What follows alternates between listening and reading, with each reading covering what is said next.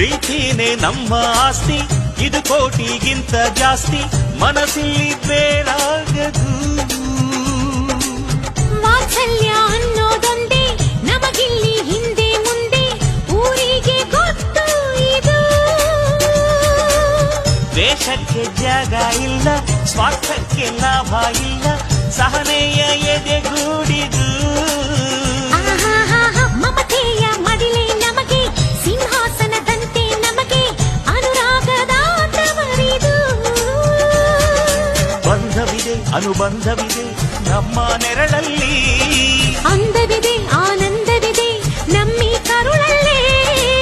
ಸ್ವರ್ಗಕ್ಕೆ ಎಣಿ ಹಾಕು, ಲೋಕಕ್ಕೆ ತಿಳಿಯಬೇಕು ಈ ಪ್ರೇಮ ಸಂಗಮ.